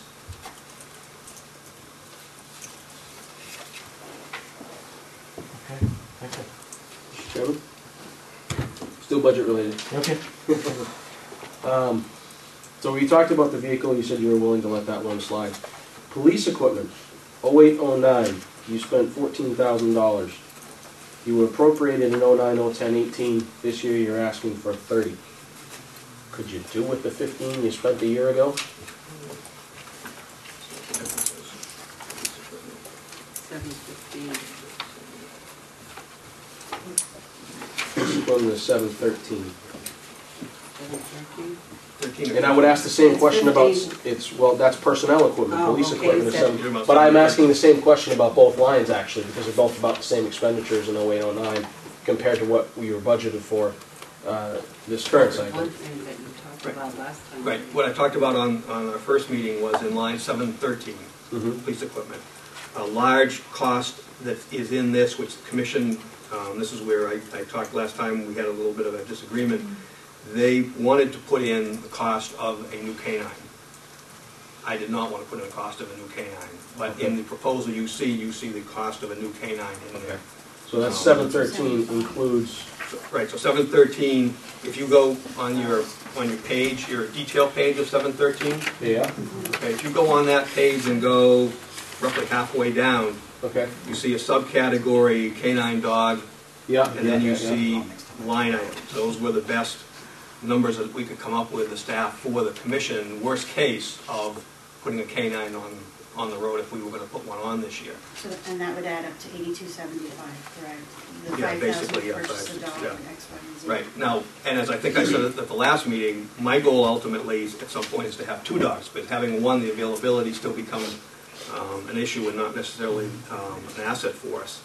But my comment to the commission was, and in talking to my staff, was given that given the economy, given everything else, and given our staffing, that when you have somebody doing canine, they are restricted, if you will, to some level of what they do. They're out there doing patrol, but they're also called in for other things. There's big training time, even if the dog's donated, to get the dog and the trainer up. And my staff and I did not feel that in the current budget year, coming 2010, 2011, that was a need. Okay, That but we they have- left it in there. But the commission left it in there As for part of discussion. the 30,726, but that's only, what, 8,200-ish? 8275. And we're up $16,000 from 08-09 actual spent. You might have asked for 2 then. That's No. not in the No, budget. it was only it's not. one, it was only one, it was only No, one. looking at it, a So number we're up of... 16,000 in spent, we're up actually 12,000 in appropriated from this cycle to next cycle. So that's 8,200 of it, what's the other? Right, the batteries. When you go to, The batteries. you're still on that detail page. Yep. If you go down from the top, the tasers which we carry, the cartridges for training, and the batteries, now that we've had them for a while, we're getting into the cycle of having to do replacement of batteries. They're expensive. When you go down to batteries for the AEDs and the computer because of the laptops in the cars, so we're getting hit this year from past projects that have caught up to us with battery replacements. So there was definitely a Were the jump battery there. replacements included in the 18,000 of this current year? Not to this level. No. I don't have last year's in front of me, but not to this level. Okay. So really, if we got rid of the 8,000, you'd be at about 22, which is about 4,000 higher than current. Yeah, basically. Okay. And same question regarding the personnel equipment line. Spent 14,000, roughly 15 in 08-09. It's jumped up to 23 proposed. Correct. And if you look on that detail page again, on Yep. 715, the second line down says it's bulletproof vest, bulletproof vests have a life of, I believe it's 5 years. Okay. We have, so what we do is when we hire an officer, they have to be, everybody's individually fitted, just like any other piece of clothing. When that 5-year cycle comes up, we put in the money to replace the vest. This year, or the new budget year coming up, we have 7 replacements that are going to be needed. There are 7 employees whose vest will be at the 5-year mark. Okay. In past years, we haven't had 7. Some years you will have 1, some years you may have 3. So that's, I think that's a big And jump. the vests are that's there. $487. Right, so this year, I think it might have been 4 last year we were looking at. I don't have last year's 7 with me, now, yeah. but it's 7 this year. Now, next year will be, when we put the budget together, we'll look at, we have the inventory of all the vests, we will look at the life cycle, and if somebody's life cycle is going to end, for the vest is going to end in that calendar year or that new budget year, we would put that in here. So that is a fluctuation every year. So you take out that 3,400, because, you know, I'm not going to remove it, obviously you need that, but that's, you're telling me that's what an increase is for the bullet-resistant vest, 7 replacements, 3,400. So that's part of the increase year over year to bring you to full 23. So if I take that out, you're down to about 20. I see two $2,500 a piece for uniforms, which is interesting to me because you have a uniform line, contractual. Why the extra 10 grand on uniforms if it's in the uniform line? These are new people coming on. The contractual line for uniforms is when somebody is here, and then every year by contract, they get money to maintain their uniforms. So if you didn't hire those 4 guys, you don't need the 10 grand. If you don't hire those 4 guys, you don't need the 10 grand. Right. Got it. But that's what I... But you should probably budget just in case. Well, right, well, let's just say that regardless of what the staffing level is, somebody leaves and somebody new comes on, you're going to need some level, I mean, we try to hand down coats and stuff like that, but you are going to need some level of clothing replacement. Yeah. Give the guy to take you off his shirt. Yeah, I get it. If they fit, but not everything fits. They're gray instead of white now. But that's generally what that line is for. Any new questions that have not come up previously in the meetings? Yeah. You got a new one? Sorry. A couple of little ones here. Publications, 50 calendars. That's line 445. Do you hand them out at Christmas or something, or what is? A calendar per week? That one to the chief. We already talked about that one. I thought about that one. That was one for the officers for court, right? Is that what it was? Do you remember? You're handing them out? Is that what you're doing? Oh, don't even go there. Oh my God. Is that what that was? Yeah. Hang them up in the back of the car. I think that what that was is those are pocket type calendar. Okay. And what we used to do is issue it to the officers and let them put their court dates in it. All right. We post a calendar in the department. Okay, that makes sense. Exactly. But they have moving. PDAs now with all the cell phones and all that, don't they? Well, they don't get issued their own cell phone, so if they have one, it's their own. Yeah, I mean, we're going away from that. That's something that's. Oh, we haven't given them PDA. Oh, I thought it was within the cell phone these days. But they don't all get cell phones. But They don't all. They're not Patrol issued. officers Where's issue the cell sign phones. then? Cell phones are for the staff, detectives. Only certain ones. Right, it's not every person. Every person is issued a cell phone. 9260 for cell phones? How many people have cell phones? What line is that, please? Do I know I gotta vote? Account number? What's the account number? 433? Guess we're gonna have another question on that one. 433. So you have 15 plus 1 air card, 15 cell phones plus 1 air card. Yep. $9,200.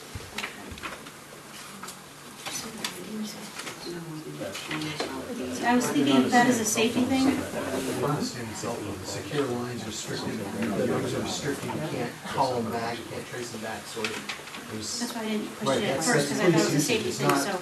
Right, it's not Verizon Wireless that we go down tomorrow. It's not the same phone. That I'm not, technology, but I'm not familiar with that, but if you look. But if we're saying that these calendars are $9,000, would it be interesting to upgrade the phones you have to include the calendar in the unit? let me back up. If you go to the account, the line 433, in this page, Yeah, the detail page, yeah. okay, go down to the bottom of that, it talks about where the cell phones we have are assigned. Right, I just saw 15 plus 1. Right. And then But it that's says right adminis- under it, the people that have them. Right, so it's not all the administration officers. An average line officer is not issued a cell phone. Okay, I guess we're back to the question that they had originally. Publications, you're saying this $97.31, $9,731. That can't be for 50 calendars. I'm No. missing the page here. It's for other subscriptions. Oh, just subscription. 445. Oh, there's all kinds of stuff. There's All kinds of there's a stuff, lot okay. police. See That the makes whole sense. list? That makes sense. That See is- the You whole want, list? you want 445? Yeah, Yes. that makes She's better looking sense. at the list. Yeah, I thought all that stuff The was. Newsweek and Time, is that for the lobby or something? or- Yes. Okay. Should have one more question. That was. Okay. While you're looking? I see, Okay. JR over here. You still have the same question relating to the subject? I don't know what the subject is. I think we're done. I think we Okay. covered the publications. All right. Last year, we asked questions relating to the firing range. Correct. I just wanted to see if it was getting used, so when I was looking through the budget, I was looking for something that was pertaining to firearms training, and I couldn't find anything. Are you actually using that firing range? Yes, absolutely. That's where we train. That's where we do our firearms training. Under training, the line account 443, this page that looks like that, 443.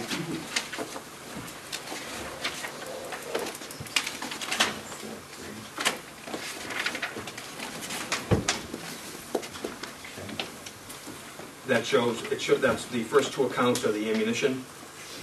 So obviously that's used at the range. The rest of the items, I don't think we even needed, if I remember right, maybe under police equipment, there's a few targets and stuff like that, but otherwise, there's no maintenance on the building, if you will. So, Right. So the main use is just the ammunition. If we needed to go out and buy another set of headset or eye protection or something like that. But otherwise, if you've been down, it's a freestanding building, so there's not an upkeep to the building. So Just the fact that we use the range, the facility, including the building. So how often does it get used? I think right now we've been going three to four times a year, at least. The goal, obviously, years ago, if you remember, we had talked, we were trying to go once a month. And that became an issue with the cost of ammunition and also scheduling, because you would try to get officers that were on duty, but then you'd end up with them off duty, and it came up. So now we're trying to do it 3 to 4 times a year, at least. And Is that's that going to change next year, or is that going to remain the same? Is that going to be 3 to 4 times a year? We'd like to do it more. I mean, we'd like to go at least every other month, because what we're talking about is we're doing, every year we have to qualify by the law. Okay. Separate from that, we do night shooting, we do different iterations for training. And that's on the pistol, the rifle, we have the ballistic shields that are in every car, so there's a 2-man tactic deal you do there. There's some running, there's some that just plain shooting. Well, I noticed some cuts in that line, and I was just wondering where that came from and why. In the... Well, mine, it shows the 6,000 got cut down to 4. For the and then ammunition. 2,000 got cut down to 15. Yes, we just felt Is that for the lack of use, or is it... No, we actually, I think a big chunk of that came from the fact that if one of the last times that the building flooded, the armory, part of the armory flooded, and a lot of the ammunition that was in there received water damage. The insurance paid us, or paid the town, for replacement ammunition. But the ammunition that was damaged, while it wasn't, the company said, don't use it for duty use, it could still be used for training use. So we kind of had a bump there that was unexpected, if you will. So with what we have on hand, we felt we could drop 2010, 2011, and still be able to keep up a level of training that we want because of that. That unfortunate accident brought us a whole bunch of extra ammunition. Okay. Thank you. So I think we're... Go ahead, Jason. A couple questions. First one, phone. Just curious, and this is a question I'm going to have for other departments, or actually probably Carol later. Phone. that line, Or specifically for 433? 433, yeah, Yep. specifically for OneCom. Have you guys done any research into other companies as far as cost? Different ways to provide the phone lines you need coming into that building? We haven't. If you remember back a number of years ago with the prior administrator, we went from Verizon to One Communications because that was going to be a savings. But it's not something that we researched. So when the town swapped over, the Safety Center swapped over. As far as how they compare to something else now, no. Okay, so that's more of an admin question. The last time they did that was in 2007. I think it's time to do it again. Evaluating. I just as a general comment on telephone lines between the police and all the rest of the departments. I didn't do the math exactly quite yet. I just haven't got there, but it's got to be. It's over $30,000 for telephone lines. There's got to be a cheaper way to do that. Got to be. Yeah, we just evaluated and changed on our Verizon costs and consolidated and have a savings, but we haven't done that as of yet. Okay. Next question for police. How many officers did you have in 2007? Hey, Jason, we've gone through kind of. I mean, I don't want to keep repeating. We spent a lot of time here, and you weren't there. I'm sorry, but it's an important question. You know, we can't keep revisiting the same issue. I guess is what. I just need to know the number of officers that we've had for the last 4 years, because I'm going to make a proposal, and I want to make sure I don't go too bananas here. All right, so we'll have to get you the information for the last 4 years. Right. Okay. Can I clarify, budgeted or Actually staffing? working, staffed. Okay, because obviously that changes on a monthly basis with retirements and people leaving Drastically. and going whatever, so. Okay. So that's, I didn't know, if you, do you want that, or do you want what our target was? with Say the an budget? average. I'd For have to 07, go 08, back- yeah, 09. I'd have to go back now and look, because again, we're budgeted for X number, or authorized. For the last 4 years, one? Yeah. How can you quantify I that? I don't know if you could possibly do that. You can't quantify that, Jason. Sure you could. It If you fluctuates. were a minimum of 23 at the beginning of the year and you maxed out at 27, there's an average of 25 in it. That's all I want is an average number. For the last But 3 what happens at the years. beginning of the year if you started with 28 and at the end of the year you ended up with 29? I mean, Well, then the average is 20, so 28.5. okay, let's get. Yeah, because I mean, we did spend a lot of time before. I know, and I apologize for that. That's my bad. Okay, two things. Can I just readdress the pepper ball supplies again? Did you say last meeting that those need to be replaced after a year or so? Do they expire, I think, or I is don't know it if just it's the a year, but tasers? in the tasers, what happens is with the training, you use training cartridges, so Right. those are light bullets that have to be replaced. Right. In the tasers, the batteries have a life cycle that have to be Right. replaced. The pepper balls are an air gun, if you will, a military-grade air gun, if you will, with a canister, and it shoots the round, I think they're 50 caliber, if I remember right, balls, plastic balls that are filled with the pepper, Right. same stuff that's in the pepper spray.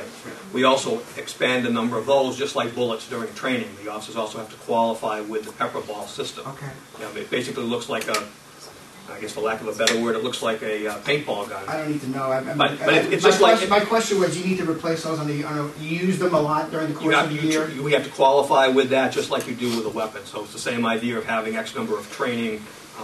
We don't use the expensive ones, which is the actual OC, the pepper spray. But Do you use them actually during regular duties during the course? Have you ever used?